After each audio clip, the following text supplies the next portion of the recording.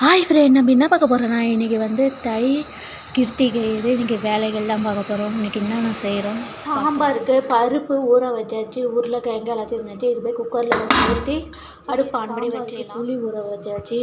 இது வந்து கடலப்பருப்பு ஊற வச்சுருக்கோம். ஆனால் கடலப்பருப்பு ரவை தான் வந்தது. துவரம்பருப்பு வடை தான் இன்றைக்கி நாங்கள் போட போகிறோம். நாங்கள் ஆயா வந்து சாமிக்கு எல்லாம் பூலாம் வச்சுருக்காங்க. அதுக்கப்புறம் காய் அரிய போகிறாங்க ஆயா. இதான் வந்து காய் அரியுது. இதெல்லாம் அரிஞ்சு கொடுத்தானே நம்ம சமைக்க ஆரம்பிக்க வேண்டாம். பெருக்கி வீடெல்லாம் தொடச்சாச்சு. இதெல்லாம் சமைச்சு முடிச்சதுனே அதுக்கப்புறம் படைக்க வேண்டியது. ஆயா வந்து உருளைக்கு பூ வச்சுன்னு இருக்காங்க. பூ வச்சு எல்லாத்தையும் ரெடி பண்ணி வச்சுட்டா நம்ம சமைச்சிட்டு படைக்கலாம்.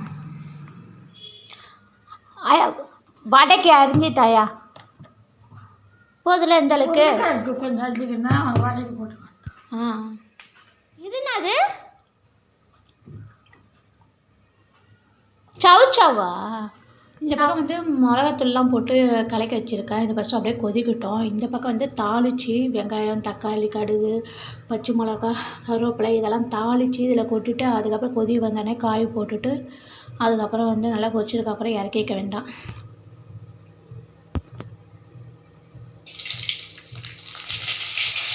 பருப்பு இருக்குனால அப்பப்போ கிண்டி விட்டு நல்லா நான் அடி பிடிச்சிடும்.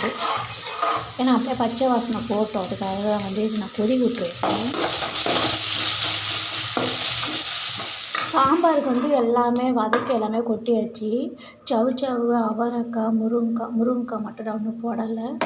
அரைநெல்லிக்காய், அப்புறம் வந்து துவரை வந்து முழு பருப்பாக இருக்கும். இது வந்து ரவுண்டாக இருக்குல்ல, அதில் வந்து துவரம் பருப்பு, அப்புறம் வந்து மொச்சக்கொட்டை. இது அப்படியே ஒரு பக்கம் கொதிக்கட்டும். இது வந்து உருளைக்கிழங்கு தாளிச்சிருக்கேன். இது நல்லா கொதித்து கொஞ்சம் சுண்டினதுக்கப்புறம் உருளைக்கிழங்கு போட்டு இறக்கிற வேண்டாம். அடுத்தது வந்து சாதம், வடை, அப்புறம் பாயாசம், அப்பளம்.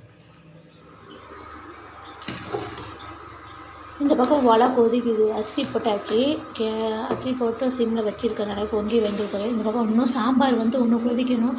சவுச்சவு வந்து 2 வாரமாக ஃப்ரிட்ஜிலே இருக்கா, அதனால் இன்னும் வேகவே இல்லை. சவுச்சவு வெந்ததுக்கு அப்புறம் தான் முருங்கைக்காய் போட்டுட்டு ஒரு 10 நிமிஷம் எடுத்து இறக்கிற வேண்டாம். சாம்பார் ரெடி. அதுக்கப்புறம் சாதம் ரெடி. அதுக்கப்புறம் வந்து இன்னும் வடை, அப்பளம். வாங்க நம்ம என்னென்ன ரெடி பண்ணிக்கணும் நம்ம பார்ப்போம். நம்ம இது உருளைக்கிழங்கு, இது சாம்பார்,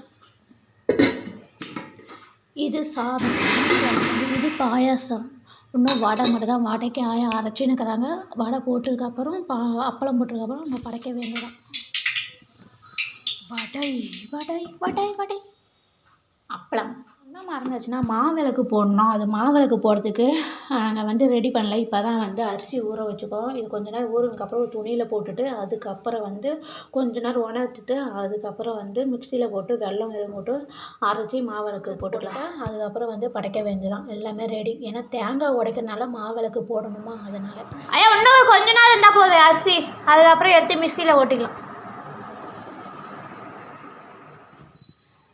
ஆயா விளக்கெலாம் ஏற்றுறாங்க. விளக்கு ஏற்றிட்டு அதுக்கப்புறம் இலை போட்டு சாப்பாடெலாம் வச்சுட்டு அதுக்கப்புறம் படைச்சிட்டு சாப்பிட வேண்டாம். மணி வந்து 12:10.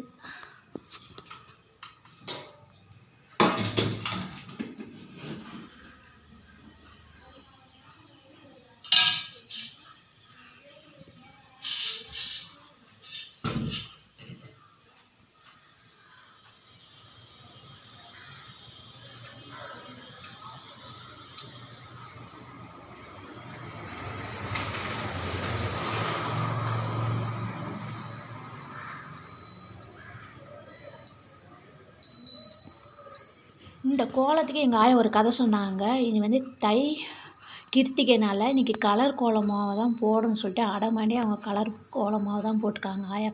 ஆயா போட்ட கோலம் எப்படி இருக்குது பத்திலாம் ஏற்றாச்சு. இப்போ ஆயா தேங்காய் தான் உடைக்க போகிறாங்க. தேங்காய் உடைச்சோடனே அதுக்கப்புறம் கல்பரை ஏற்றி படைக்க வேண்டாம். படைச்சி முடிச்சதுக்கப்புறம் அப்புறம் நம்ம சாப்பிட 12:15 ஆயிடுச்சு.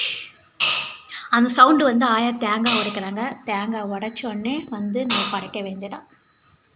காற்று வர அடிக்கிறியா, அதனால தான் அது ஆகுது. சீக்கிரம் படையா, பசிக்குது.